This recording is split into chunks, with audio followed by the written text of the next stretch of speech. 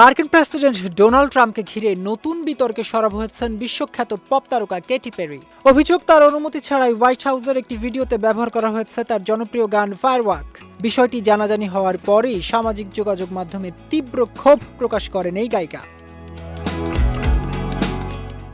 সম্প্রতি হোয়াইট হাউসের official TikTok অ্যাকাউন্টে একটি ভিডিও প্রকাশ করা হয়। সেখানে সামরিক হামলার বিভিন্ন ফুটেজ দেখানো হয় এবং ক্যাপশনে লেখা ছিল, ইরানকে সতর্ক করা হয়েছে। ভিডিওটির ব্যাকগ্রাউন্ডে বাজানো হয় কেটি পেরির বিশ্বজোড়া জনপ্রিয় গান ফায়ারওয়ার্ক।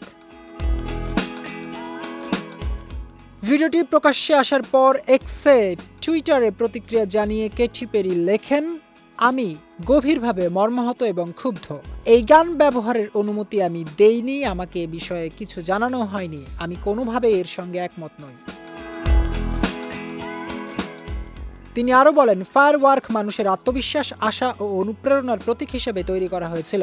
সেই গানকে ধ্বংস ও সহিংসতার আবহ সঙ্গীত হিসেবে ব্যবহার করা এর মূল বার্তার সম্পূর্ণ বিপরীত। ফায়ারওয়ার্ক কেটি পেরির ক্যারিয়ারের অন্যতম সফল গান। এটি বিলবোর্ড হট 100 চার্টে 1 নম্বরে ওঠা তার 9টি গানের একটি। গানটি 2010 সালে প্রকাশিত তার জনপ্রিয় অ্যালবাম টিন এজ ড্রিমের অন্তর্ভুক্ত এবং আজও বিশ্বজুড়ে সমান জনপ্রিয়।